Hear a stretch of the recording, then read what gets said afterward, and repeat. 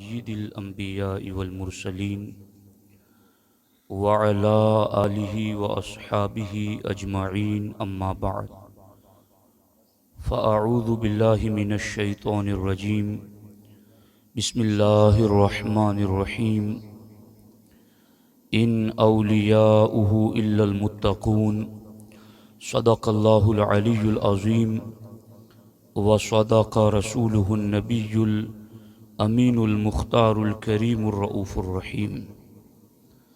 لائق صد احترام صدر محفل حضرت سید مشتاق علی بابا صاحب قبلہ،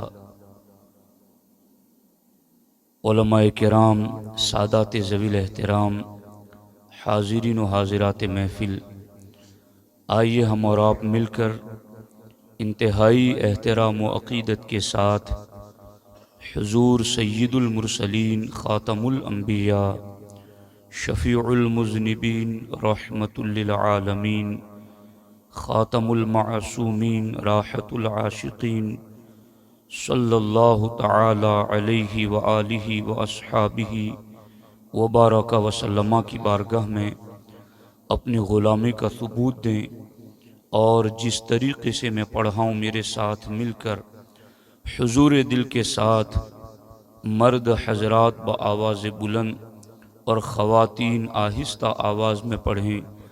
الصلاۃ والسلام علیک یا رسول اللہ، الصلاۃ والسلام علیک یا حبیب اللہ، الصلاۃ والسلام علیک یا نبی اللہ، وعلى آلك وأصحابك يا نور الله،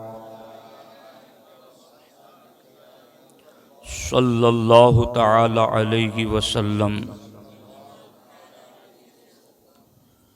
سمنا کا تخت چھوڑ کر غوث الورا ہوئے، سمنا کا تخت چھوڑ کر غوث الورا ہوئے، یوں سلطنت کے ترک نے سلطان بنا دیا۔ حاضر ہوا میں شیخ مجدد کی لحد پر، وہ خاک کے ہے زیر فلک مطلع انوار، گردن نہ جھکی جس کی جہانگیر کے آگے، جس کے نفس گرم سے ہے گرمی احرار۔ دوستان محترم، آج کی یہ پرنور محفل دو عظیم بزرگوں کے حوالے سے منسوب ہیں۔ اللہ کریم ان کے فیوز و برکات سے ہم سبوں کو مالا مال فرمائیں۔ حافظ محسن صاحب میلاد النبی کے حوالے سے جو تاکید کر رہے تھے خواتین اسلام کو، تو میں اس پر چونکہ بات رہ نہ جائے ایک بات عرض کر کے پھر اپنا موضوع شروع کرتا ہوں۔ عورتیں خاص طور پر اس بات کو سنیں کہ یوں تو اللہ تعالیٰ نے فرمایا ہے کہ محبوب لولا کا لما خلقت الافلاک والارضین، محبوب آسمان و زمین، چاند، سورج، سب کچھ ہم نے آپ کے صدقے میں پیدا کیا ہے، اور حضور کی جلوہ گری کا فیض لوگوں کو ملا ہے۔ لیکن آقا علیہ السلام کی ولادت کے بعد سب سے پہلے اس دنیا میں فائدہ اگر کسی کو ملا ہے تو وہ ایک عورت کو ملا ہے۔ جب حضور علیہ السلام کی ولادت ہوئی تو سویبہ باندی نے جا کر ابو لہب کو خبر دی کہ ولادت ہوئی ہے۔ جیسے ہی اس عورت نے حضور کی ولادت کی خوشخبری سنائی تو وہ جو غلامی کی زنجیروں میں جکڑی ہوئی تھی، اس کو ابو لہب نے حضور کی ولادت کی خوشخبری سن کر کے انگلی کا اشارہ کر کے کہا، تو نے میرے بھائی کے یہاں پیدا ہونے والے میرے بھتیجے کی خوشخبری سنائی، جا میں تجھے آزاد کرتا ہوں۔ تو حضور کی ولادت پر سب سے پہلا فائدہ ایک عورت کو ملا ہے۔ تو آج بھی اگر خواتین اسلام آقا علیہ الصلوۃ والسلام کی میلاد کے مہینے کی آمد پر یہ طے کر لیں کہ گلیوں میں پانی نہیں بہانا ہے، گلیوں کو پراگندہ نہیں کرنا ہے، تو میں سمجھتا ہوں کہ سرکار کی ولادت کی خوشی میں اگر یہ عمل کیا جائے تو لوگوں کو تو یہ معمولی لگے گا، مگر اللہ کی بارگاہ میں یہ عمل بہت پسندیدہ ہے۔ تو اس لیے میری بھی آتی کی خوش عقیدہ خواتین اسلام ماں بہنوں سے درخواست ہیں کہ اس حوالے سے وہ ضرور اہتمام کریں کہ گلیوں کو پراگندہ نہ ہونے دیں اور پانی کو راستے پر نہ بہائیں، تاکہ میلاد کی محفل میں آنے والے سکون سے آئیں اور سکون سے جائیں، انہیں کوئی تکلیف نہ ہو۔ اللہ کریم اس پر عمل کی توفیق عطا فرمائے۔ دوستان محترم، گفتگو کا آغاز ہم سرکار مخدوم پاک سے کریں گے اور پھر اس کی انتہا ہم امام ربانی مجدد الف ثانی کے ملفوظات پر کریں گے، اور دونوں ہی بزرگوں کی زندگی ہمارے کردار کو درست کرنے کے لیے ایک نمونہ عمل ہیں۔ تو اس لیے ان باتوں کو اسی نیت سے آپ بھی سماعت کرنے کی کوشش کریں۔ دوستان محترم، سلطان سید اشرف جہانگیر سمنانی رضی اللہ تعالی عنہ، آپ کو اللہ رب العزت نے بڑی عظمتیں اور شانیں عطا فرمائی ہیں۔ آپ کے جو بلند مراتب ہیں ان میں سے ایک بلند مرتبہ آپ کا یہ ہے کہ آپ نے 7 سال کی عمر میں پورا قرآن مجید حفظ فرما لیا، اور وہ بھی ایسا نہیں کہ جس انداز سے ہم پڑھتے ہیں اور قرآن کو دیکھتے ہیں، بلکہ 7 قراتوں کے ساتھ 7 سال کی عمر میں آپ نے قرآن مجید حفظ مکمل فرما لیا۔ آپ غور فرمائیں، سلطان سید اشرف جہانگیر سمنانی جہاں 7 سال کی عمر میں 7 قراتوں کے ساتھ حافظ قرآن ہوئے، وہیں پر آپ مترجم قرآن بھی ہیں، یعنی قرآن مجید کا آپ نے فارسی زبان میں ترجمہ بھی فرمایا ہے۔ سرکار مخدوم پاک حافظ بھی ہیں، مفسر بھی ہیں، محقق بھی ہیں، اور آپ مورخ بھی ہیں، اور یہ کہوں تو بھی بیجا نہیں ہیں کہ آپ مناظر بھی ہیں، اور یہ بھی بیجا نہیں کہ آپ ماہر لسانیات بھی ہیں۔ یعنی یہ خصوصیت ہے میرے مخدوم کی کہ آپ نے پوری دنیا کا کئی مرتبہ دورہ فرمایا ہے۔ یعنی ہم دعوت و تبلیغ کے لیے 10 کلومیٹر، 50 کلومیٹر، 100، 500، 1000 کلومیٹر تک کا سفر کرتے ہیں، اور وہ بھی بڑا آسان سفر، ٹرین کے ذریعہ، فلائٹ کے ذریعہ، 4 ویلر کے ذریعہ۔ لیکن مخدوم پاک رضی اللہ تعالی عنہ نے دعوت و تبلیغ کے لیے پوری دنیا کا دورہ 1 سے زیادہ مرتبہ فرمایا، اور وہ بھی گھوڑوں کے ذریعہ، خچروں کے ذریعہ، اونٹوں کے ذریعہ، اور اس طریقے کے سامان سفر اور سواری کے ذریعہ آپ نے پوری دنیا کا دورہ فرمایا۔ اور کمال یہ تھا، میرے مخدوم جس علاقے میں جاتے اس علاقے کی زبان ہی میں کتاب لکھتے تھے، اور اس علاقے ہی کے اندر اپنے خلیفہ کو چھوڑ کر دعوت و تبلیغ کی ذمہ داری سونپا کرتے تھے۔ سرکار مخدوم پاک رضی اللہ تعالی عنہ کے بارے میں تاریخ میں لکھا گیا کہ اس امت کے صدیقین ولی جو ہیں، ان میں 2 ولی ایسے ہیں کہ جن کی خصوصیت دیگر میں نظر نہیں آتی، اور وہ خصوصیت سلطنت، سطوت، حکومت اور تخت و تاج کو ترک کرنا۔ یہ خصوصیت उम्मत मुस्तफ़ा के सिद्दीकीन वलियों में दो बंदों को मयसर आई। एक तो हजरत इब्राहीम बिन अदहम रदी अल्लाह ताला अन्हो और दूसरे सुल्तान सैयद अशरफ जहांगीर सिमनानी रदी अल्लाह ताला अन्हो। ये दोनों वली इस उम्मत के वो हैं कि जिन्होंने तख्तो ताज को ठोकर मारा और दीन को जिंदा करने के लिए उन्होंने सफर का आगाज किया। सुल्तान सैयद अशरफ जहांगीर सिमनानी आप गौसुल आलम भी हैं, आप कुदवतुल कुबरा भी हैं, आप कुदवतुस सालिकीन भी हैं और आप महबूब यज़दानी भी हैं। और आपकी गौसियत का ऐलान यूं तो गुलबर्गा शरीफ में हुआ, मगर यूं नहीं कि गुलबर्गा शरीफ ही में आपकी गौसियत का ऐलान हुआ, बल्कि गुलबर्गा शरीफ से पहले आपकी गौसियत का इजहार और ऐलान हरम काबा में दीवार काबा के साए तले हुआ है। वो कैसे हुआ है? तबकातुस सूफिया में हजरत निजाम यमनी अली रहमा लिखते हैं कि हजरत शेख मुहियुद्दीन इब्न अरबी रज़ी अल्लाह ताला अन्हो कितने बड़े बुजुर्ग गुजरे हैं। सूफी साले कलंदर बुजुर्ग हजरत शेख मुहियुद्दीन इब्न अरबी रज़ी अल्लाह ताला अन्हो फरमाते हैं कि मैं खाने काबा का तवाफ कर रहा था और तवाफ काबा के दरमियान मैंने एक शख्स को यूं देखा कि वो तवाफ इतनी तेजी से कर रहा है, यूं लगता है जैसे हवा उसको तवाफ करा रही हो, जैसे वो हवा के कंधों पर सवार हैं और हवा उसको लेकर के काबे के गिर्द चक्कर लगा रही है।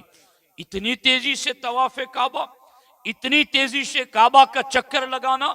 मुहियुद्दीन इब्न अरबी फरमाते हैं मेरी निगाहें उन पर जम गई।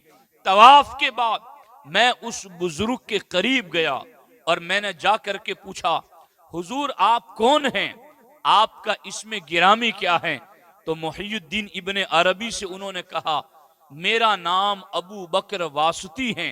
तो मुहियुद्दीन इब्न अरबी ने पूछा, हुजूर इस वक्त गौसे जमाना कौन है, इस वक्त गौसुल वक्त कौन है? तो हजरत अबू बकर वासुती अली रहमा ने कहा इस वक्त गौसे जमाना मैं खुद हूं। कहा हुजूर आपके बाद फिर ये गौसियत का मनसब किसे मिलेगा? कहा मेरे बाद ये मनसब सैयद जलालुद्दीन जहानिया जहां गश्त रहमतुल्लाह ताला अलैह को मिलेगा। कहा हुजूर उनके बाद गौसे जमाना कौन होगे?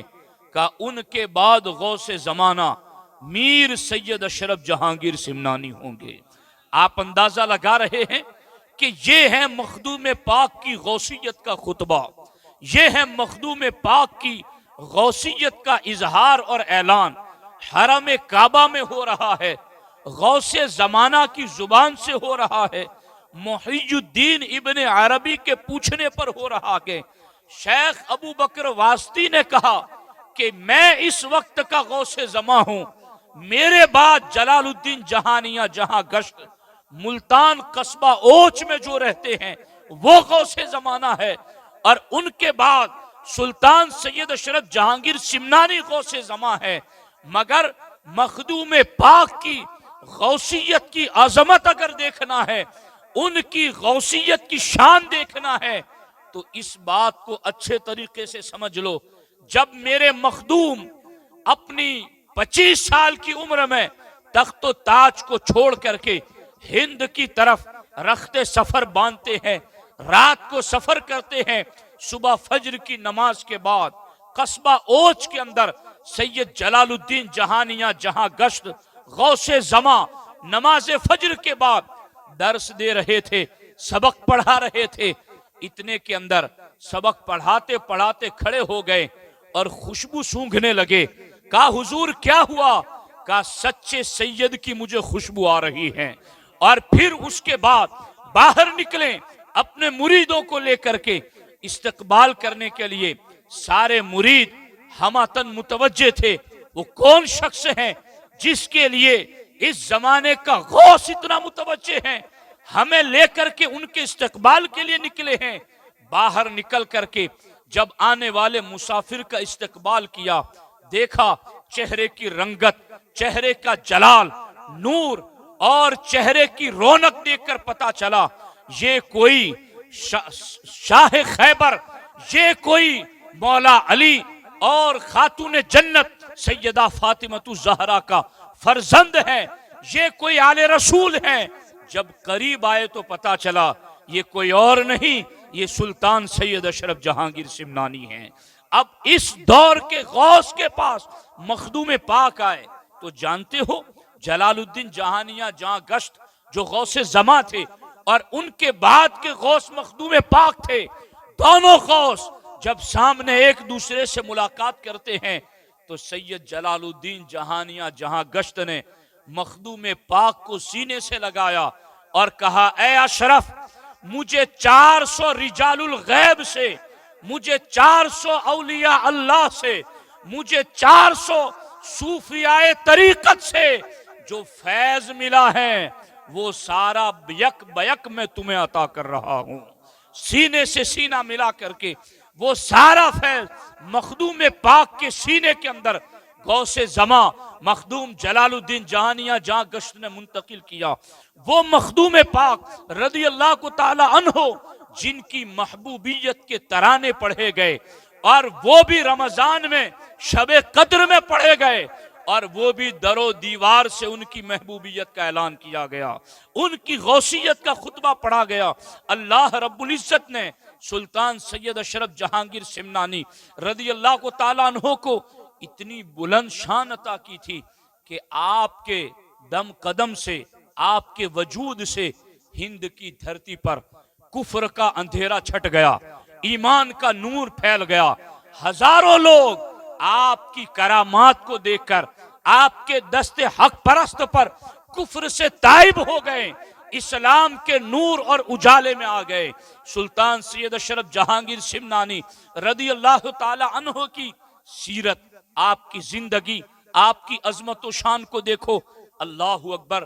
میں صرف ایک گوشے کی طرف آپ کی توجہ دلانا چاہتا ہوں جو میرے آپ دونوں کے لیے یکساں قابل عمل ہیں، یکساں نمونہ عمل ہے۔ ہم شان سنیں گے اور سنی ہوتا ہی ہے جو ولیوں کی شان کو تسلیم کرتا ہے، دل کھول کر کے بیان کرتا ہے اور دل کھول کر کے سنا کرتا ہے۔ سنی کو اللہ کے محبوبوں کی شان میں شرک اور بدعت نظر نہیں آتا، بلکہ سنی اللہ کے محبوبوں کی شان میں اپنے ایمان کا کمال سمجھتا ہے، اپنے ایمان کی نورانیت سمجھتا ہے۔ یہ سنی شناخت ہے۔ اسی لیے تو کبھی جشن رضا منا رہے گے، کہیں جشن مخدوم اشرف، کہیں جشن مجدد الف ثانی۔ ہم تو یہ بتا رہے ہیں کہ یہ ہمارا شجرہ ہے، یہ ہمارا سلسلہ ہے، ہم بغیر ماں باپ کے نہیں ہیں، یہ ہمارے روحانی تاجدار ہے، یہ ہماری روحانی ماں باپ ہے۔ وہ جو آج کل کی پیداوار ہے ان کا اوپر کوئی شجرہ نہیں، ہمارا علم اور روحانیت دونوں کا شجرہ ان ولیوں کے ذریعہ مصطفیٰ جان رحمت تک پہنچتا ہے۔ خوش نصیب ہے سنی مسلمان۔ تو آپ دیکھیں کہ ان کی شان ہم بیان کریں، سنیں، یہ اپنی نجات سمجھتے ہیں اس کے اندر۔ اور باضابطہ ہمارے بزرگوں نے فرمایا کہ صالحین کا ذکر کرنے سے گناہ مٹا دیے جاتے ہیں، صالحین کے ذکر پر گناہوں کا کفارہ بنا دیا جاتا ہے، اور جہاں صالحین کا ذکر ہوتا ہے وہاں رب کی رحمتوں کا نزول ہوتا ہے۔ اب دیکھیں یہاں پر مخدوم پاک 15 سال کی عمر میں تخت و تاج کے وارث بنے۔ آپ کی طبیعت نہیں تھی دنیا کی طرف مائل ہونا، مگر جو وزرائے سلطنت تھے، جو سلطنت کے نگہبان ذمہ داران تھے، انہوں نے آپ کو اصرار کر کے تخت و تاج پر بٹھا دیا۔ مخدوم پاک نے تخت و تاج کو قبول تو کیا، مگر اس زمانے میں آپ کے ساتھ کیا حالات پیش آئے بہت دھیان سے سننا۔ آج ہم کھیتی باڑی کرتے ہیں، اللہ کی یاد کو بھولے ہوئے ہیں، ہم ڈرائیونگ کرتے ہیں، اللہ کی یاد کو بھولے ہوئے ہیں، کوئی چھوٹا موٹا کاروبار کرتا ہے، میرے پاس وقت نہیں ہے نماز کا، ذکر کا، اللہ کی یاد کرنے کا۔ مخدوم پاک پوری سلطنت کے وارث، 15 سال کی عمر، پوری حکومت کو سنبھالنا ہے، مگر مخدوم پاک کے پاس حضرت سیدنا خضر علیہ السلام تشریف لاتے ہیں اور کہتے ہیں محمد اشرف، چونکہ تمہیں اس وقت سلطنت کو چھوڑنا نہیں چاہیے، تمہیں سلطنت کو نبھانا ہے اور عدل و انصاف کو قائم رکھنا ہے، مگر اس وقت تمہارے لیے حکم یہ ہے کہ تم اپنے دل سے اللہ کا ذکر کرتے رہو اور پاس انفاس کا لحاظ رکھو۔ یہ دو لفظ غور سے سنو۔ مخدوم پاک کو جب وہ سلطنت کر رہے تھے، جب وہ حکومت سنبھالے ہوئے تھے، جب انہیں لاکھوں ہزاروں لوگوں کی نگہبانی رکھنی تھی، ہر ایک کا حق ادا کرنا تھا، غلاموں کا، مردوں کا، عورتوں کا، ہر ایک کا حق ادا کرنا تھا، مگر اس مصروفیت اور اتنے بیزی پن کے باوجود جب حضرت خضر علیہ السلام آئے، آ کر کے کہا کہ تم اپنے سنوبری دل سے اللہ کا ذکر کرو اور پاس انفاس کا لحاظ رکھو۔ یہ دل سے ذکر کرنا اور پاس انفاس کا لحاظ رکھنا، یہ کیا چیز ہوا کرتی ہیں؟ ایک تو ہے نا، صوفیہ میں یہ بھی ایک چیپٹر اور بحث ہے کہ ذکر خفی کیا جائے یا ذکر جلی کیا جائے، یعنی یہ کہ بیٹھ کر جس طرح ہم لوگ مسجد میں سنی اجتماع میں محفل کے اخیر میں اللہ کا ذکر کرتے ہیں، لا الہ الا اللہ کی ضربیں لگاتے ہیں، اللہ کی ضربیں لگاتے ہیں، الا اللہ کی ضربیں لگاتے ہیں، یہ وہ ذکر ہیں جس کو ذکر بالجہر کہتے ہیں، ذکر جلی کہتے ہیں، مگر ایک ذکر وہ ہے جس کو ذکر خفی کہتے ہیں، جس کو ذکر بالقلب کہتے ہیں، یعنی زبان تو اس کی خاموش ہو مگر دل اس کا اللہ اللہ بول رہا ہو، جس کے دل کے اندر الا اللہ کی صدائیں آ رہی ہو، جس کا دل لا الہ الا اللہ کی ضربیں لگا رہا ہو۔ مخدوم پاک کو آ کر کے سلطنت کی مصروفیت کے زمانے میں حضرت خضر نے کہا، اے مخدوم، تم فرائض تو ادا کرتے ہو، واجبات تو ادا کرتے ہو، سنن و مستحبات تو ادا کرتے ہو، مگر روحانیت کی دنیا سے تمہارے لیے یہ پیغام آیا ہے کہ اب تم نے پاس انفاس کا لحاظ رکھنا ہے، تم نے ذکر بالقلب کرنا ہے۔ مخدوم پاک فرماتے ہیں میں نے 10 سال تک اپنی زبان کو بند رکھ کر کے اپنے دل سے اللہ کا ذکر کیا ہے، اور میں یوں اللہ کا ذکر کرتا رہا یہاں تک کہ 10 سال مکمل ہو گئے۔ پھر میرے پاس اسی زمانے کے اندر حضرت اویس کرنی کی روحانیت آئی، اور حضرت اویس کرنی کی روحانیت نے آ کر کے مجھے یہ تلقین کی کہ اب تمہیں ذکر اویسی کرنا ہے، اور پھر حضرت اویس کرنی کی روحانیت نے ذکر اویسی کی تلقین کی اور ذکر اویسی پڑھنے کی تعلیم اور تربیت کی۔ مخدوم پاک وہ ذکر اویسی بھی کرتے رہے اور 10 سال تک اس طرح کا ذکر چلتا رہا۔ میرے دوستو، کیا ہمارے لیے اس میں نصیحت نہیں ہے کہ وہ اتنے بیزی ہونے کے باوجود بھی فرائض و واجبات تو فرائض و واجبات ہے، زبان سے اللہ کا ذکر وہ تو ہے ہی گئے، مگر دل سے بھی اللہ کا ذکر کرتے ہیں۔ میں کئی ایسے صوفیوں کی سنگت میں اللہ کی توفیق سے، اللہ کی حمد سے بیٹھنے کا شرف پا چکا ہوں، جنہوں نے ہمیں اس بات کی تلقین کی ہے کہ صرف زبان سے اللہ کا ذکر نہیں، زبان کے ساتھ ساتھ کچھ منٹ یوں آنکھیں اور زبان بند کر کے اپنے دل سے اللہ کا ذکر کرنے کی تربیت کرو، اپنے دل سے اللہ کا ذکر کرنے کی پریکٹس کرو، تاکہ یہ جو دل سے اللہ کا ذکر ہوگا وہ ایسا ہوگا کہ دل منور ہوگا تو جسم پر اس کے اثرات پڑنا شروع ہو جائیں گے، پھر وہ جسم دین کی طرف مائل ہوگا۔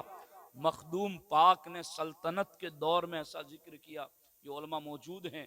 مخدوم پاک کا جو روضہ اطہر ہے آپ نے دیکھا ہوگا، وہ ایک حوض اور تالاب کے درمیان گھرا ہوا ہے، چاروں طرف وہ تالاب ہیں، اور اس تالاب کی بھی عجیب خصوصیات ہیں۔ وہ ایک دار الشفا ہے، وہ وہاں سے جہاں روحانی جراثیم وہاں مارے جاتے ہیں، وہاں جسمانی جراثیم بھی وہاں مارے جاتے ہیں، اور وہ سارا دارالشفا اس پانی کو عطا کیا گیا ہے۔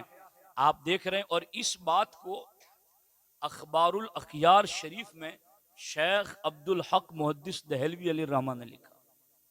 یہ جو دیوبندی وہابی فرقہ ہے وہ بھی شیخ عبدالحق محدث دہلوی کو ماننے کا دعوے دار ہے، کہ ہم بھی شیخ عبدالحق محدث دہلوی کو مانتے ہیں۔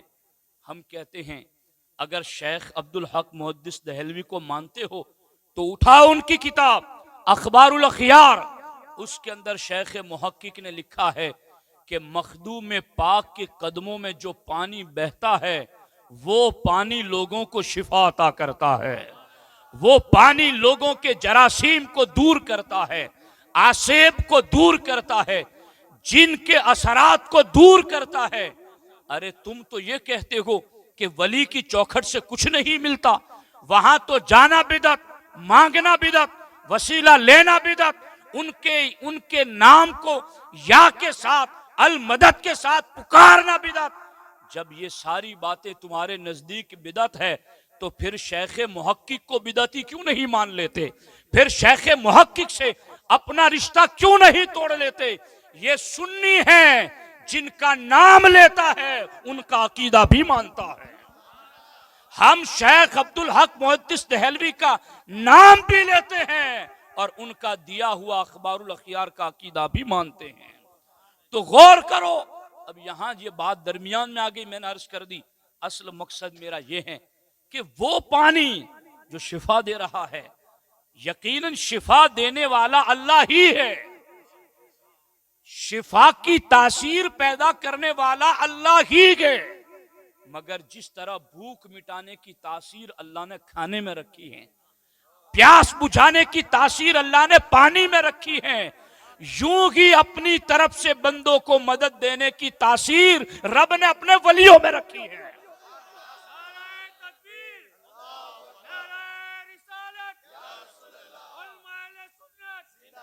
بھوک کے لیے اگر کوئی کھانے کے پاس جائے تو کوئی اسے شرک نہیں کہتا، پیاس کے لیے کوئی پانی کے پاس جائے تو کوئی اسے شرک نہیں کہتا، تو پھر اللہ کی مدد لینے کے لیے کوئی ولی کے پاس جائے تو یہ کیسے شرک ہو جائے گا؟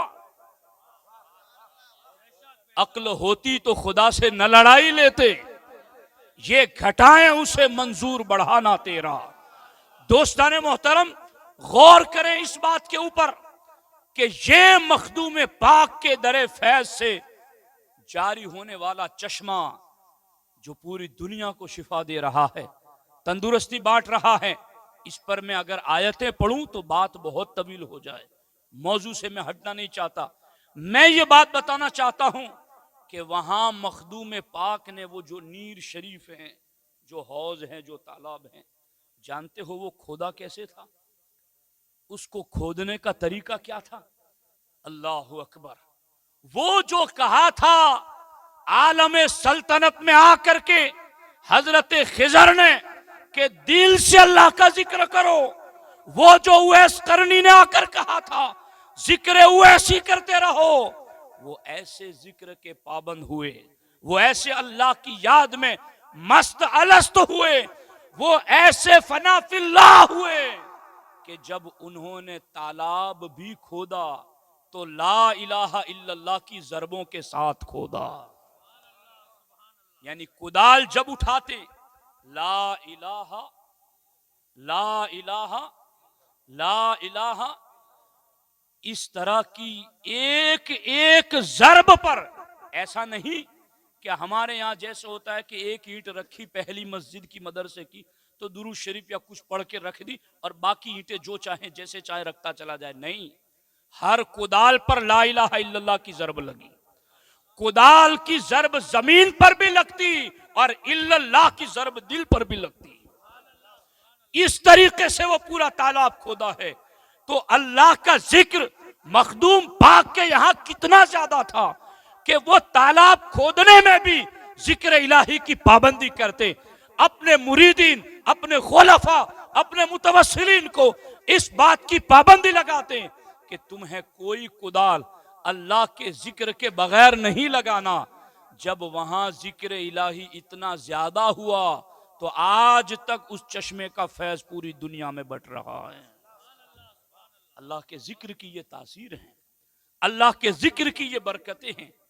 کیوں ایسا نہیں ہوتا کہ ہمارا کسان جب کھیت میں بیج ڈالنے کے لیے جاتا ہے، بیج ڈالتے ہوئے اللہ اکبر، اللہ اکبر، اللہ اکبر، سبحان اللہ، سبحان اللہ، سبحان اللہ، الحمدللہ، الحمدللہ، الحمدللہ، اللہ اکبر، اللہ اکبر، اللہ اکبر، لا الہ الا اللہ، لا الہ الا اللہ، لا الہ الا اللہ، یوں بیج ڈالتا جائے، رب کا ذکر کرتا جائے اور سنت مخدومی پر عمل کرتا جائے۔ یہ ہے مخدوم پاک کا طریقہ کہ اس طریقے سے دل زندہ ہوتے ہیں۔ اور میں علماء کرام کی خصوصی توجہ چاہتا ہوں۔ میرے آقا علیہ الصلوۃ والسلام نے فرمایا کہ جس چیز کو بھی زنگ لگتا ہے اس زنگ کو دور کرنے کے لیے کوئی نہ کوئی چیز ہوتی ہے جو زنگ کو دور کرتی ہیں۔ جیسے کپڑوں کو میل کچیل لگ جاتا ہے تو صابن وغیرہ کے ذریعے اس کا میل کچیل دور کرتے ہیں۔ لوہے پر زنگ لگ جائے تو کیمیکل کے ذریعہ اس کا زنگ دور کرتے ہیں۔ دلوں پر زنگ لگ جائے تو یہ کیسے دور کریں؟ دلوں کا زنگ کیسے دور کریں؟ وما جلاؤہا، سرکار نے فرمایا ہر چیز پر جیسے زنگ لگتا ہے ویسے ہی دل پر بھی زنگ لگتا ہے۔ صحابہ نے عرض کیا حضور جب دل پر زنگ لگتا ہے تو اب آپ ہمیں یہ بتائیں کہ اس زنگ کو دور کیسے کریں، اس زنگ کو دور کیسے کیا جا سکتا ہے؟ میرے آقا نے فرمایا بذکر اللہ، دلوں کا زنگ اللہ کے ذکر سے دور ہو جاتا ہے۔ گناہوں کا زنگ، بدعملی کا زنگ، بد نگاہی کا زنگ، جتنے بھی زنگ اور جراثیم دل کے اوپر لگے ہوئے ہیں، جب مومن الا اللہ کی ضرب لگاتا ہے اللہ اس زنگ کو دور کر کے نور ایمان پیدا فرما دیتا ہے۔ کوشش کرو اس میں۔ ہمارے یہاں جلسے کام سے زیادہ رسم پر زیادہ ہوتے ہیں، بہت معذرت کے ساتھ۔ مخدوم پاک کی شان ہم بار بار سنیں اور مخدوم پاک کی ایک بھی بات پر عمل نہ کریں، ان کی زندگی کے کسی ایک گوشے کو بھی اپنی زندگی میں داخل نہ کریں تو ہم بہت محروم ہیں، ہم ان کی زندگی سے بہت دور ہیں، ہم ان کے مقصد حیات سے غافل ہیں۔ مخدوم پاک نے اس طرح سے اللہ کا ذکر کیا ہے۔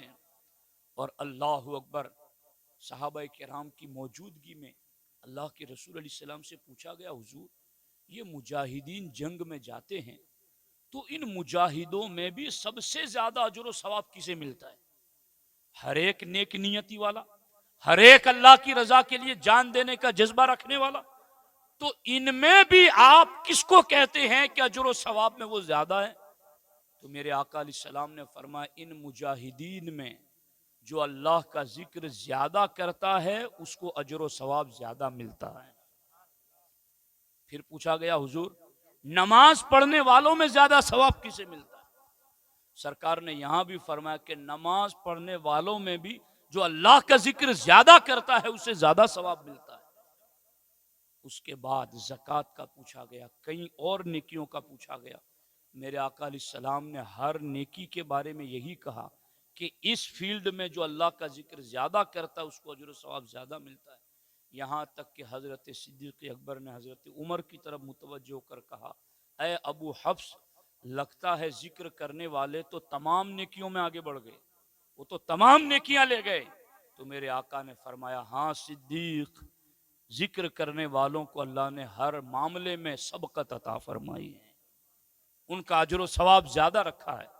تو مخدوم پاک کی زندگی کا ایک نمونہ یہ ہے کہ مخدوم پاک یوں اللہ کے ذکر کی پابندی کرتے اور کراتے، اور باقی ان کے یہاں جو محفلیں لگتی اور ان میں جو رنگ جمتا اور کس طرح سے اللہ کی صدائیں لگتی کہ جو محفل میں مخدوم پاک کے ذکر ہوتا کئی لوگ اللہ کی ضربیں لگاتے لگاتے دنیا سے رخصت ہو جاتے ہیں۔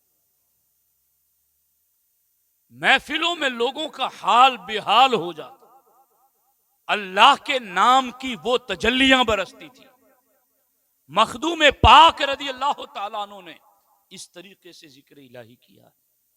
اب اس جہت میں جائیں تو بات طویل ہو جائے گی۔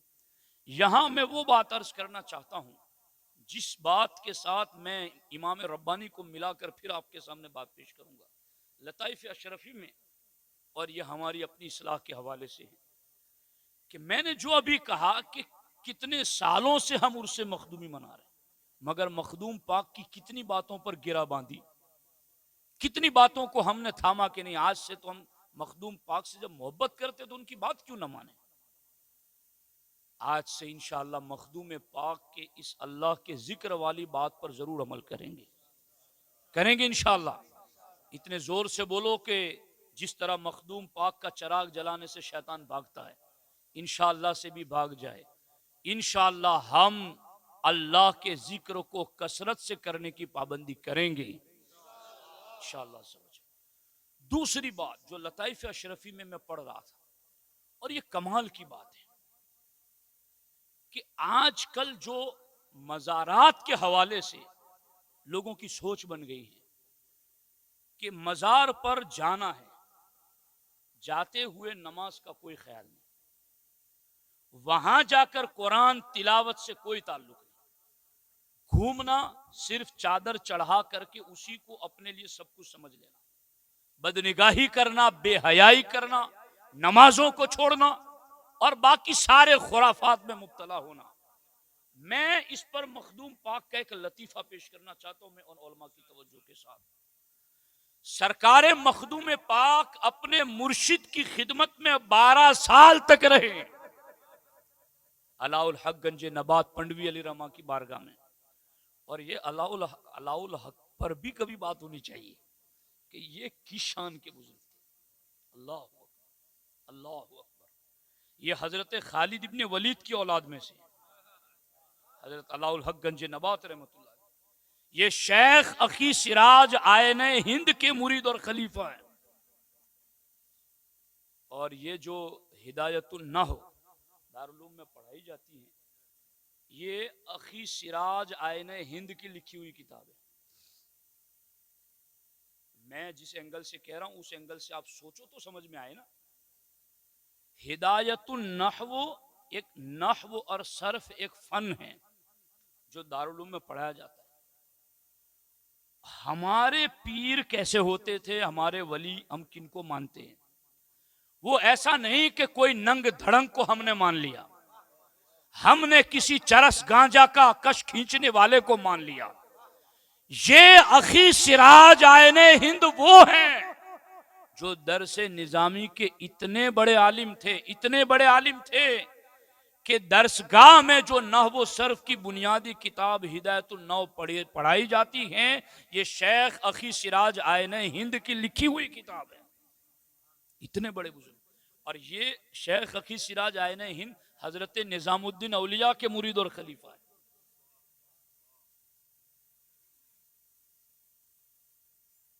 اور وہ حضرت بابا فرید کے، وہ قطب الدین بختیار کاکی کے، اور پھر وہ سلطان الہند عطا رسول غریب نواز کے۔ یہ سلسلے اشرفیہ، سلسلے چشتیہ کی شاخ ہے۔ اسی لیے مخدوم پاک کو کہتے ہیں کہ یہ سلسلے چشت اہل بہشت کے شہباز ہے، سب سے اونچی اڑان اڑنے والا، جس کی اڑان بھی سب سے اونچی اور جس کی نگاہ بھی سب سے تیز۔ مخدوم سلسلے چشت کے شہباز۔ اچھا، یہ اخی سراج آئین ہند علیہ رحمہ بات کر ہی لیتا ہوں میں، پھر کب موقع ملے گا۔ ان بزرگوں کی باتیں کرنے سے ہمارے دلوں کا میل دور ہوتا ہے، ان کی روحانیت ملتی ہے، ان کی روح ہماری طرف متوجہ ہوتی ہے۔ ہم تو اپنی آخرت کا ذریعہ سمجھ کر ان کا ذکر کرتے ہیں، آپ بھی اسی نیت سے سنو۔ اخی سراج آئین ہند کو جب حضرت نظام الدین اولیاء نے کہا کہ تم بنگال جاؤ، وہاں جا کر دین کی خدمت کرنا، تو اخی سراج آئین ہند نے کہا کہ حضور میں نے تو کچھ پڑھا بھی نہیں ہے، میں پہلے علم تو حاصل کر لوں بعد میں دین کی خدمت کرنے جاؤں۔ تو حضرت نظام الدین اولیاء کی بارگاہ میں ایک مولانا بیٹھے تھے، انہوں نے کہا حضور مجھے اجازت دے میں انہیں پڑھا دیتا ہوں۔ 6 مہینے کے اندر سارے علوم اخی سراج کو پڑھا دیے، 6 مہینے میں سارے علوم پڑھا دیے۔ اب نظام الدین اولیاء نے کہا جاؤ اب بنگال جا کے دین کی خدمت کرو۔ کہا حضور میں چلا تو جاؤں گا بنگال، مگر وہاں ایک مولانا رہتا ہے علاء الحق، جو اپنے آپ کو گنج نبات کہتا ہے اور وہ بحث و مناظرہ کرتا ہے، تو مجھے وہ علم تو دے دیجئے پھر وہاں بھیجیے، میں وہاں جاؤں گا اس سے مناظرہ بحث ہوگی تو میرا کیا بنے گا؟ کہ تجھے اس بات کی فکر کی ضرورت نہیں، وہ خود تیرا مرید بن جائے گا۔ یہ حضرت نظام الدین اولیاء نے بشارت دی اخی سراج آئین ہند کو، اور پھر وہ وہاں سے بنگال کی طرف چلے۔ اور بات یہ ہے کہ علاء الحق گنج نبات جو ہے نا، اس وقت کے بادشاہ کے وزیر کے بیٹے تھے، شاہانہ ٹھاٹ باٹ، اور جو شاہانہ قرب رکھتا ہے پھر باقیوں میں اس کا نام چال چلن انداز بھی ایسا ہوتا ہے۔ تو بادشاہ کے وزیر کے بیٹے تھے علاء الحق گنج نبات علیہ الرحمہ، ان کا انداز بھی ایسا تھا، اپنا لقب انہوں نے گنج نبات رکھا۔ تو حضرت نظام الدین اولیاء نے عالم روحانیت میں کہا کہ میرے پیر گنج شکر ہو اور تو گنج نبات ہو، زبان بند۔ جب یہ لفظ جیسے ہی کہا ادھر علاء الحق گنج نبات کی زبان بند ہو گئی۔ پھر انہیں عالم روحانیت میں مدد طلب کی، تو ان کی مدد یوں کی گئی کہ اخی سراج آئین ہند آئیں گے، ان کے قریب تو جائے گا تو تیری زبان کھل جائے گی۔ اخی سراج آئین ہند کو بنگال بھیجا محبوب الہی نے۔ جب وہاں وہ پہنچے تو ادھر علاء الحق گنج نبات کو سوال تھا کہ میرا پیر ہوگا وہ کیسا ہوگا، اس کی خوبی کیا ہوگی؟ تو عالم روحانیت میں علاء الحق گنج نبات کو یہ بتایا گیا کہ تیرا پیر وہ ہوگا جس کی ایک علامت یہ ہے کہ گرم کھولتے ہوئے پانی سے وہ وضو اور غسل کر لے گا۔ حضرت علاء الحق گنج نبات کو یہ بات بتا دی گئی تو ہر آنے والے صوفی کے سامنے وہ کھولتا ہوا پانی پیش کرتے۔ اب صوفیوں کے لیے بھی اتنی بڑی آزمائش ہو گئی کہ وہ بنگال کی سرحد میں آتے ہی کراس کر جاتے کہ یہاں وہ بیٹھا ہوا ہے جو گرم کھولتے ہوئے پانی سے ہمیں نہلائے گا، ہماری صوفیت کو چیک کرے گا اور ہمارے حوالے سے جائزہ لے گا۔ تو اتنا مشہور ہو گیا علاء الحق گنج نبات کا نام کہ آنے والے صوفیاء بنگال کی سرحد کو دیکھ کر کے وہ رخصت ہو جاتے کہ اب یہاں وہ عالم رہتا ہے۔ لیکن جنہیں بھیجا ہی تھا نظام الدین اولیاء نے، وہ سیدھے وہاں پہنچے کہ آپ آئے ہیں؟ کہا جی میں آیا ہوں یہاں خدمت دین کے لیے۔ کہا پھر یہ کھولتا ہوا پانی اس سے وضو اور غسل کریں۔ تو حضرت اخی سراج آئین ہند نے اس کھولتے ہوئے پانی سے غسل کر لیا۔ تو حضرت گنج نبات قدموں کو چومنے لگے، کہا تم ہی میرے شیخ طریقت ہو، تم ہی میرے پیر ہوں۔ یہ پہچان آج آپ شروع نہ کر دینا کسی کے لیے، چونکہ مجھے اور آپ کو یہ بشارت نہیں دی گئی ہے کہ ہم یہ چیک کرنا، ہمیں صرف اس بات کا پابند کیا گیا الذین آمنوا وکانوا یتقون، یہ دیکھو کہ وہ ایمان میں کامل ہو اور تقوی میں کامل ہو، یہ ہم دیکھیں۔ اب دیکھو یہاں پر جب وہ مرید بن گئے ان کے، پھر آگے حضرت گنج نبات کے ساتھ مخدوم پاک آئے۔ مخدوم پاک جب سمنان سے نکلے نا تو علاء الحق گنج نبات کہتے اشرف میرے پاس تیرے حوالے سے حضرت خضر 70 مرتبہ خبر لے کر آئے کہ شہباز ولایت یہاں تک پہنچے، شہباز ولایت یہاں تک پہنچے، شہباز ولایت یہاں تک پہنچے۔ راستے کا ہر ولی دامن پھیلائے ہوئے رب سے دعا کرتا ہے یا اللہ اس اشرف کو میرے دامن سے وابستہ کر دے، مگر خضر علیہ السلام کہتے ہیں علاء الحق ان کی خدمت میں، ان کی تربیت میں کمی نہ کرنا، انہیں سیدھے میں تمہارے پاس لے کے آ رہا ہوں۔ یوں لے کر کے آئے اور یہاں لا کر کے پھر تربیت ہوئی 12 سال تک۔ اور اس کے بعد انہیں یہ جو خاص بات ہے نا، اتنا لمبا میں گھما کر لایا یہاں تک، اب سمجھا رہا ہوں بات، وہ بات یہ ہے کہ جب تربیت کر دی، سب کچھ دیا، تو ایک دن حضرت علاؤ گنج نبات نے اپنا خرقہ، جو انہیں اخی سراج آئین ہند سے ملا تھا، جو نظام الدین اولیاء کے مرید اور خلیفہ تھے، اور خرقہ اور تبرکات علاؤ الحق گنج نبات علیہ الرحمٰن نے مخدوم پاک کو دیے کہ فرزند یہ تمہارے لیے، یہ تمہیں دیتا ہوں۔ مخدوم پاک نے اسی دن وہ سارے تبرکات، خرقہ، لباس، سب کچھ ایک فقیر کو دے دیا، کچھ بھی اپنے پاس نہیں رکھا۔ یہ لطائف اشرف میں لکھا ہوا، سارے تبرکات، خرقہ، سب کچھ ایک فقیر آیا، اس کو سب کچھ دے دیا۔ مخدوم پاک فرماتے ہیں جیسے ہی میں نے یہ سب کچھ دے دیا تو کچھ بدگوئی کرنے والے تھے جنہوں نے میرے حوالے سے یہ بات شروع کی کہ اشرف کی نگاہ میں تو اپنے پیر کے تبرکات کا کوئی مرتبہ ہی نہیں تھا کیا، کہ اپنے پاس نہیں رکھا، فقیر کو دے دیا، اور سارا کچھ دے دیا، کچھ بھی نہیں رکھا اپنے پاس، کچھ تو رکھتے اپنے پاس۔ مخدوم پاک خود یہ بات لکھ رہے ہیں کہ سارا کچھ دے دیا تو میرے حوالے سے ایسی باتیں ہونے لگی، حتیٰ کہ مخدوم پاک کہتے یہ باتیں لے جا کر میرے مرشد کو بھی کہہ دی کہ آپ نے جسے اتنا قریبی بنایا، اتنا نوازا، خرقہ، تبرکات سب کچھ دے دیا، مگر انہوں نے تو وہ سارے تبرکات ایک فقیر کو دے دیے، کچھ نہیں رکھا۔ تو وہ پیر بھی کیسے تھے؟ ایسے نہیں تھے کہ کسی کی کانوں کان بات سن لیں اور اپنے سچے مرید سے بدگمان ہو جائے، ایسے نہیں تھے، وہ سچے صادق مرشد تھے۔ انہوں نے کہا اچھا اشرف نے ایسا کیا ہے؟ کہا ہاں حضور، انہوں نے تو آپ کے دیے ہوئے خرقے، تبرکات سب کچھ ایک دن بھی اپنے پاس نہیں رکھے، ایک فقیر کو دے دیے۔ کہا اگر ایسا ہے تو جاؤ، جا کر کے انہی سے پوچھو کہ انہوں نے ایسا کیوں کیا۔ میں یقین رکھتا ہوں کہ اشرف کوئی عبث کام نہیں کرتا، کوئی بیکار کام نہیں کرتا، کوئی بے مقصد کام نہیں کرتا۔ مجھے یقین ہے کہ اشرف نے جو کیا ہوگا اس میں حکمت ہی ہوگی، جاؤ جا کر کے ان سے پوچھو۔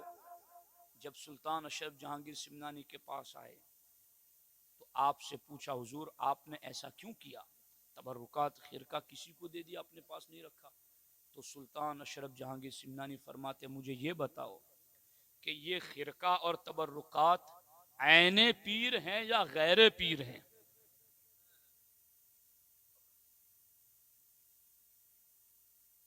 یہ بات ہے نا درس گاہی جو علم کلام سے تعلق رکھتی ہیں، کہ جو بحثیں بندہ وہاں پڑھتا ہے کہ اللہ کی صفات عین ذات ہے یا غیر ذات ہے، اور اس طرح کی ایک طویل تفصیلی بحث ہے جو المعتقد وغیرہ میں ذکر کی گئی ہے۔ تو مخدوم پاک کس درجے کے عالم تھے نا، انہوں نے کہا کہ یہ تبرکات اور خرقہ میں نے دے دیا، رکھا نہیں اپنے پاس۔ تو مجھ پر اعتراض ہے کہ کیوں دیا؟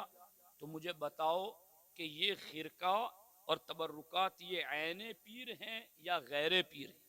یعنی پیر کی ذات ہی یہ چیزیں تھی یا پیر کی ذات کے علاوہ یہ چیزیں تھی؟ کہا یہ تو پیر کی ذات کے علاوہ چیزیں تھی، عین ذات تو نہیں تھی، پیر کی ذات کے علاوہ چیزیں تھی۔ کہا یاد رکھو جب تم مانتے ہو کہ وہ عین ذات نہیں غیر پیر ہیں تو پیر کی نظر بھی غیر پر نہیں ہوتی اور مرید کی نظر بھی غیر پر نہیں ہوتی۔ مرید غیر پر نظر نہیں رکھتا، مرید پیر کی صفتوں پر نظر رکھتا ہے، مرید پیر کی عادتوں پر نظر رکھتا ہے، مرید پیر کی تعلیمات پر نظر رکھتا ہے۔ جو غیر ذات تھی میں نے اسے دے دیا اور جو مرشد کی تعلیمات تھی اسے اپنا لیا۔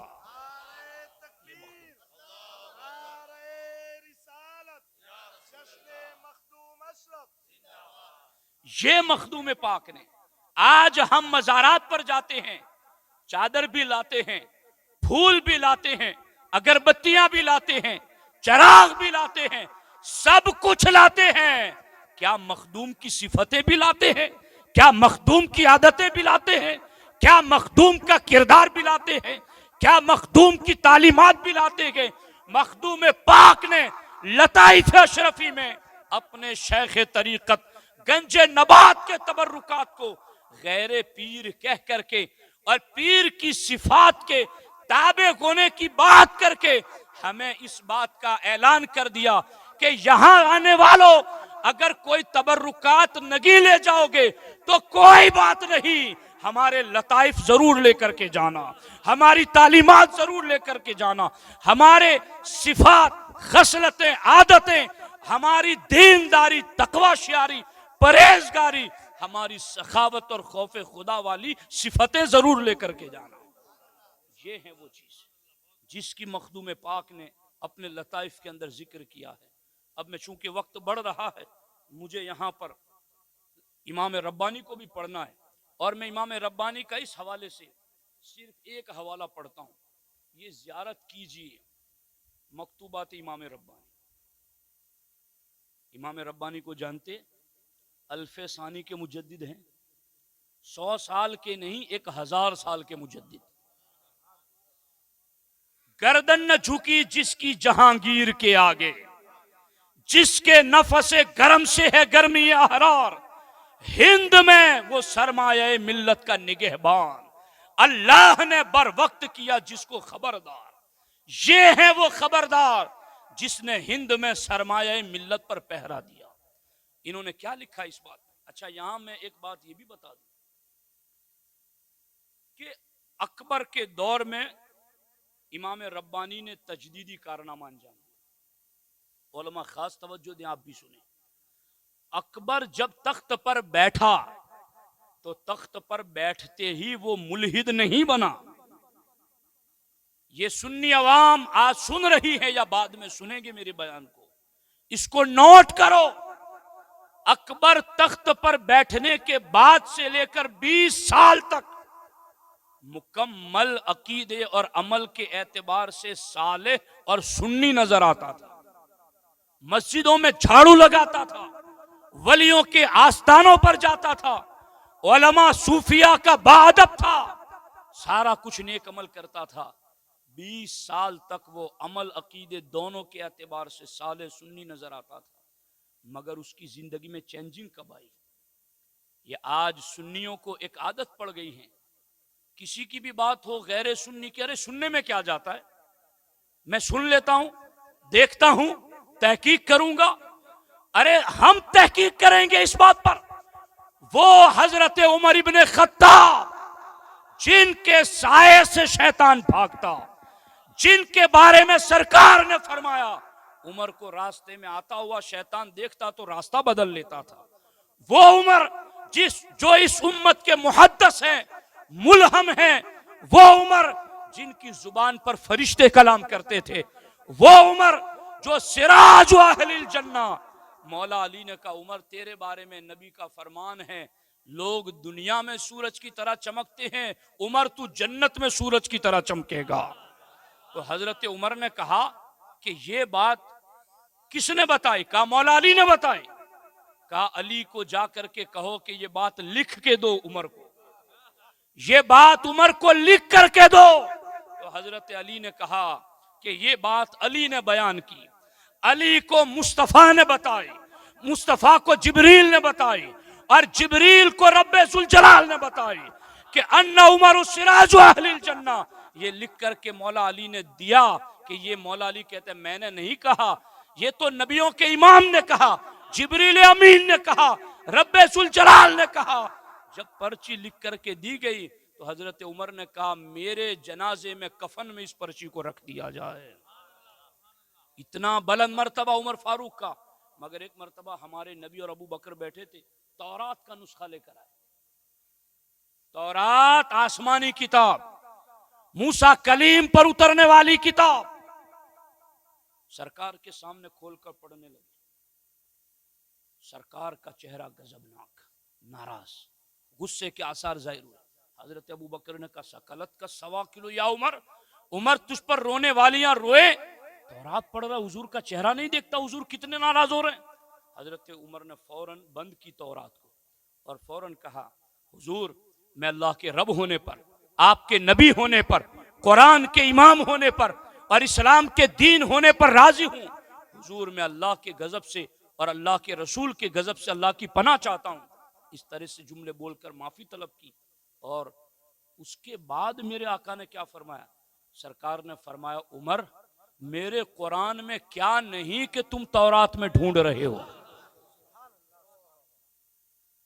سرکار نے فرمایا لو بدع لکم موسیٰ، آج غیر سنی کو سنی سنتا ہے، گمراہیت کا آغاز کہاں سے ہوتا ہے؟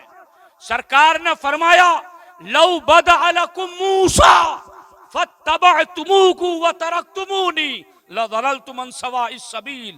اے عمر تم موسیٰ پر اترنے والی تورات پڑھ رہے ہو، تورات تو کیا اس وقت موسیٰ بھی آ جائے اور تم مجھے چھوڑ کر موسیٰ کے پیچھے چل پڑو تو تم گمراہ ہو جاؤ گے۔ موسیٰ بھی آتے تو انہیں میری کی پیروی کرنی پڑتی۔ یوں سرکار نے ناراض ہو کر غیروں کی بات پڑھنے سننے سے عمر کو روک دیا۔ جس عمر نے 12 سال تک حضور سے صرف سورہ بقرہ پڑھی ہے، کتنا علم ہوگا عمر کا، کیا شان ہوگی عمر کی۔ شیطان جو بہکانے آتا گئے وہ عمر کے سائے سے بھاگتا ہے، مگر سرکار عمر کو فرماتے ہیں میرا دین آ گیا، اب کسی طرف دھیان مت دو۔ جب سنی عقیدہ سچا ہے، اسی میں ولی ہے، اسی میں غوث ہے، اسی میں قطب ہے، اسی میں مجدد ہے، تو ہم کسی ایرے غیرے کی طرف دھیان کیوں دیں، کسی کی طرف توجہ کیوں دیں؟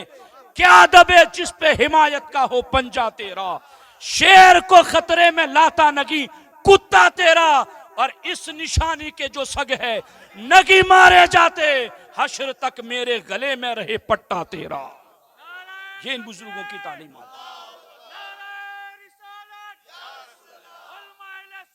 تو میرے دوستو میں یہ بات آپ کو عرض کر رہا تھا کہ یہ سلطان سید اشرف جہانگیر سمنانی کے بعد یہ امام ربانی کی بات، کہ امام ربانی جس دور میں تجدیدی کارنامہ انجام دیتے، اکبر 20 سال تک نیک تھا مگر اس کی گمراہیت کا آغاز کہاں سے ہوا؟ اکبر کے ایک وزیر نے عمارت بنائی، اس عمارت کا نام عبادت خانہ رکھا، اور گمراہیت کا آغاز کہاں سے ہوا؟ اکبر تمام فرقوں کے لوگوں کو ہر جمعرات رات کو وہاں بلاتا، کسی بھی مذہب کا، کسی بھی مسلک کا، اور جمعرات کی رات میں وہاں بیٹھ کر ہر ایک کی بات سنتا۔ جب ہر ایک کی سننا شروع کر دی تو گمراہیت کا آغاز ہو گیا، قدم پھسل گئے، عقیدے کا صحیح گمراہ ہو گیا، عمل کا صالح بے راہ ہو گیا۔ تو اکبر کی گمراہیت کا آغاز بھی وہیں سے ہوا جہاں سے اس نے غیروں کی بات سننا شروع کر دیا۔ میں کہتا ہوں اے سنیوں، صراط الذین انعمت علیہم کا جلوہ تمہارے سروں پر ہے، غوث پاک کی تعلیمات تمہارے پاس ہے، دامن غریب نواز تمہارے پاس ہے، ان مجددین کی تعلیمات تمہارے پاس ہے، پھر ہم کیوں کسی کی طرف توجہ دیں، ہم کسی کی طرف کیوں دھیان لے جائیں؟ ہمیں ہر گھڑی بس یہی لازم ہے کہ سنی عقیدے پر نظر رکھو اور بزرگوں کی تعلیمات پر عمل کرنا شروع کر دو۔ اب یہاں دیکھو یہ جو امام ربانی ہیں کیا فرماتے ہیں، چونکہ یہ بات بھی بڑی کڑوی ہے اور خود سنیوں کی محفل میں بھی یہ بات کرنا بہت زیادہ لوگ سوچتے ہیں اس پر، مگر میں کر لیتا ہوں چونکہ میری اپنی تو ہے نہیں، یہ ہمارے بزرگوں کی بات ہیں، ہم تو صرف بس ناقل ہیں، ان کی بات پہنچانے والے ہیں، مگر یہ بھی ہمارے لیے ایک نجات کا ذریعہ ہے۔ یہ مخدوم پاک نے جو یہ کہا کہ لباس یہ عین پیر نہیں، صفات پر اپنانا ضروری ہے، بزرگ کی تعلیمات پر عمل کرنا ضروری ہے، اسی کو حضرت امام ربانی نے یہ پہلی جلد کے مکتوب نمبر 36 میں ذکر کیا، اور حافظ غلام صاحب اس میں بھی یہ مطابقت دیکھی۔ لطائف اشرفی میں باطل فرقوں کا جو رد کیا مخدوم پاک نے، وہ بھی لطیفہ نمبر 36 ہے، اور اس میں لطیفہ نمبر 36 کے اندر امام ربانی کیا فرماتے ہیں؟ فرماتے ہیں یعنی یہ جتنی باتیں میں نے کی ہیں نا کہ بھئی چادر گاگر لاتے ہیں، نظر و نیاز لاتے ہیں، مگر صفتیں نہیں لاتے، عادتیں نہیں لاتے، تو وہ پھر کیا بہانہ بناتے ہیں کہ ہم طریقت والے ہیں، ہم تصوف والے ہیں، تو ہمیں ان چیزوں سے کوئی پرواہ نہیں ہے۔ یہ علماء جانتے ہیں کہ اس طرح کے لوگ جنہیں عمل نہیں کرنا، وہ شریعت سے ہٹ کر طریقت کی بات کرتے ہیں۔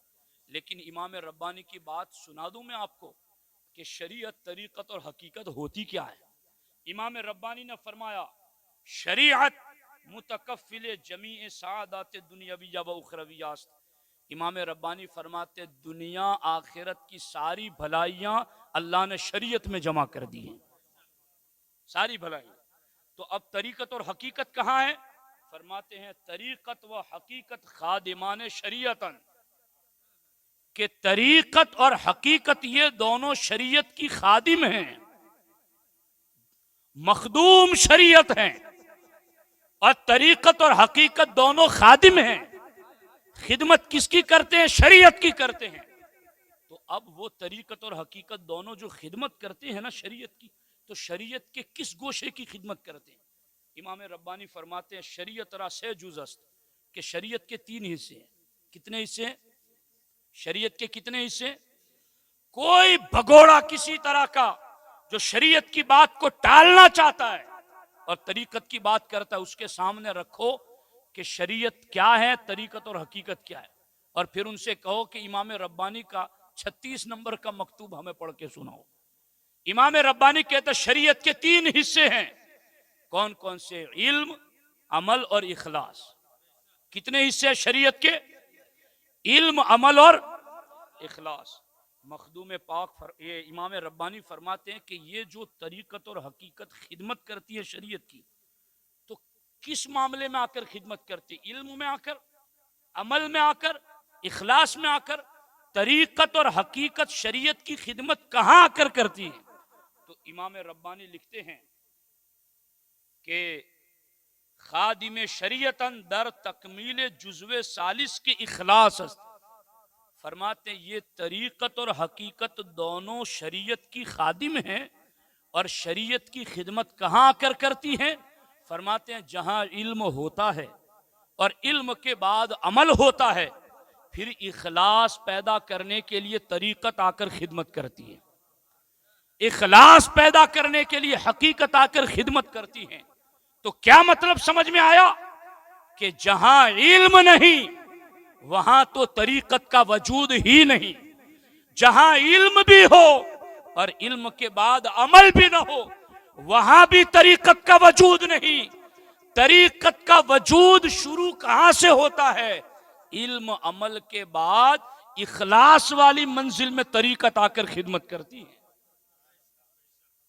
جس کے پاس علم نہیں اور وہ طریقت کی بات کریں، جس کے پاس علم کے بعد عمل نہیں وہ طریقت کی بات کریں، تو امام ربانی فرماتے وہ جھوٹ بول رہا ہے، اس کا طریقت سے کوئی تعلق نہیں ہے۔ طریقت کا تعلق اس سے ہے جس کے پاس علم عمل کے بعد اخلاص ہو۔ یہ ہے امام ربانی کی تعلیم۔ اب میں اخیر میں ایک حصہ پڑھ دیتا ہوں، اور ایسے باتیں تو میں نے بڑے نشانات لگائے ہوئے ہیں، مگر سنی ہونے کے بارے میں یہ میں ایک قول پڑھ دیتا ہوں امام ربانی۔ سنیں گے آپ دھیان سے؟ سنیں گے انشاءاللہ عز و جل؟ سنیے دھیان سے۔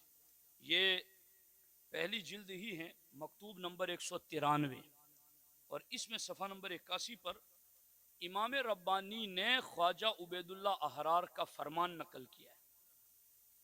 خواجہ عبید اللہ احرار کا فرمان نقل کیا، یعنی امام ربانی بھی اپنی بات نہیں کرتے، اپنے سے اوپر کے بزرگ کی بات کرتے۔ کیا بات ہے؟ کہ حضرت خواجہ عبید اللہ احرار فرماتے ہیں اگر تمام احوال و مواجید را بما بدہن و حقیقت مارا با عقائد اہل سنت و جماعت متحلہ نہ سازن جز خرابی ہیچ نمی دانم. خواجہ عبید اللہ احرار کہتے ہیں اگر کوئی شخص میرا تعارف کرائے، میری پہچان کرائے، میرا انٹروڈکشن کرائے اور میری پہچان کراتے کراتے یہ کہہ دے جملہ احوال و مواجید را بما بدہن، تمام خوبیاں اور کمالات میرے اندر جمع کر دے کہ عبید اللہ احرار تو پرہیزگار بھی بڑا ہے، ملنسار بھی بڑا ہے، اخلاق مند بھی بہت ہے، سخی بھی بڑا ہے، ساری خوبیاں بیان کریں، لیکن فرماتے ساری خوبیاں بیان کر کے یہ نہ کہیں کہ عبید اللہ احرار سچا اور پکا سنی ہے.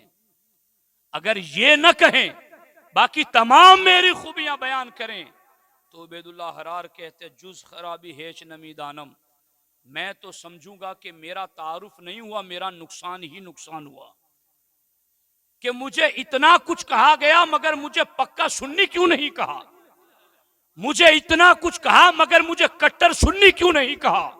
اور آگے امام ربانی فرماتے ہیں کہ یہ تو تھا کہ تمام خوبیاں مجھ میں جمع کی مگر مجھے سنی نہیں کہا، تو میں نے سمجھا کہ میرا نقصان ہوا، میرا انٹروڈکشن نہیں ہوا. لیکن اگر تمام خرابی ہارا بما جمع کنن و حقیقت مارا با عقائد اہل سنت و جماعت بنوازن ہیچ باقی ندارم. فرماتے ہیں اگر تمام خرابیاں مجھ میں جمع کر دیں، تمام برائیاں مجھ میں جمع کر دیں، مگر ساتھ میں یہ بھی کہہ دے کہ اس میں یہ ساری خرابیاں تو ہے مگر ہے پکا کٹر سنی صحیح العقیدہ، فرماتے ہیں باقی ندارم تو مجھے کوئی خطرہ نہیں ہے. غور کرو ہمارے بارے میں کون کیا نظریہ رکھتا ہے. یہ ہے امام ربانی، امام احمد رضا سے پہلے کے بزرگ ہے، الف ثانی کے مجدد ہیں.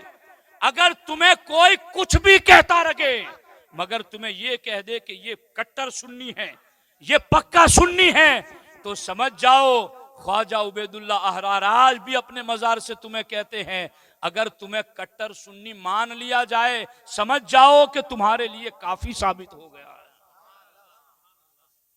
بس میرے بارے میں بھی، میرے گاؤں میں بھی لوگ میری بہت ساری باتیں کے بارے میں باتیں کرتے ہوں گے مگر میرا مخالف بھی اس بات کو مانتا ہے کہ یہ مولوی جو عقیدہ بولتا ہے اس پر عمل کرتا ہے، یہ کٹر سنی ہے. تو میں نے خواجہ عبید اللہ احرار کا جب یہ فرمان پڑا تو میں نے ان کی روحانیت سے مدد لی اور میں نے ان کی بارگاہ میں یہ کہا باقی ندارم، آپ نے 4 صدیوں پہلے کہا تھا کہ تمام خرابیاں مجھ میں جمع کر دو، کوئی بات نہیں مگر مجھے پکا سنی مان لو، یہی میرے لیے نجات کا ذریعہ ہے. آج بیٹھے ہوئے سنی مسلمان مرد عورتیں بھی اپنے نبی کی جلوس اور میلاد پر خوب خرچ کریں، بچوں کو سواریں، تیار کریں، انہیں نعتیں سکھائیں، سرکار پر درود پڑھائیں اور گھروں میں لے کر کے بیٹھیں اور نبی پر درود کی محفلیں سجائیں. تم ایسے بن جاؤ کہ دنیا تمہیں کچھ بھی کہے مگر ساتھ میں یہ کہنے پر مجبور ہو جائے کہ یہ کٹر سنی بن گئے ہیں. یہ ہے امام ربانی کا.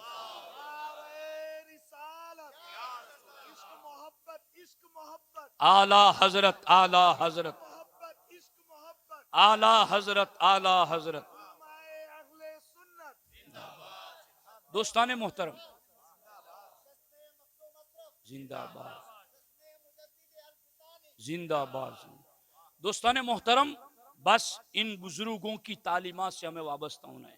میرے مخدوم کا فرمان میں نے آپ کو بتا دیا کہ پیر کی صفات کی ہمیں مطابقت کرنی ہے، ان کی پیروی کرنی ہے، ان کے ارشادات پر عمل کرنا ہے. ان کے ارشادات کی بھی ایک طویل فہرست میرے سامنے، وقت کافی ہو چکا ہے، میں اس پر اپنی گفتگو کو ختم کرتا ہوں.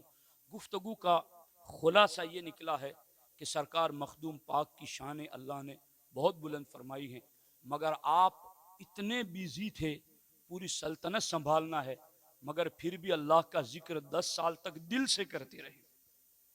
ایسا ذکر کیا کہ تالاب بھی کھودا تو اللہ کی ضربوں کے ساتھ کھودا۔ اس لیے ہمارا کسان، ہمارا کھیتی باڑی کرنے والا دکاندار جو بھی ہو جہاں ہو، اپنے موبائلوں سے گانوں کو ڈیلیٹ کر دو، اپنے ٹریکٹروں سے گانوں کی باتیں نکال دو، نعتیں بجاؤ، قرآن کی تلاوت کرو، جہاں جاؤ اللہ کے ذکر کی دھومیں مچا دو، نبی پر درود پڑھو۔ یہ مخدوم پاک کی سیرت ہے۔ اور پیروں کو ہم ماننے والے ہیں، مگر پیر کی صفات کی پیروی کرنی ہے، پیر کا تقوی، پیر کی پرہیزگاری، اس کو اپنانا ہے ہمیں۔ اور اس اپنانے کے بعد اگر تبرکات کا احترام تو سنی ہی تو کرتا ہے، وہ کریں گے تو پھر اس کا بھی فیض ملے گا۔ یہ مخدومی طریقے پر عمل ہوگا۔ طریقت، حقیقت اور شریعت کیا ہے وہ بھی میں نے آپ کو بتا دیا۔ شریعت کے 3 حصے ہیں، علم، عمل اور اخلاص۔ طریقت اور حقیقت شریعت کی خدمت کرتی ہیں، مگر 2 حصے جہاں پیدا ہو جاتے ہیں، یہ آپ کہتے ہیں نا کہ چھت لگائیں گے تو دیوار نہیں ہوگی تو چھت ہوگی، تو جہاں علم عمل نہیں ہوگا تو وہاں طریقت کیسے ہوگی؟ علم عمل نہیں ہے تو اخلاص کہاں سے آیا؟ اخلاص نہیں ہے تو طریقت کیسے وہاں سے آئے گی؟ تو اس لیے علم عمل کے بعد اخلاص ہے، اور اس اخلاص کی خدمت کرنے کے لیے طریقت اور حقیقت دونوں جلوگر ہوتی ہیں۔ اس کو بھی نظر میں رکھ کر کے سیدھی سڑک یہ شہر شفاعت نگر کی ہیں، اس پر چلتے رہیں۔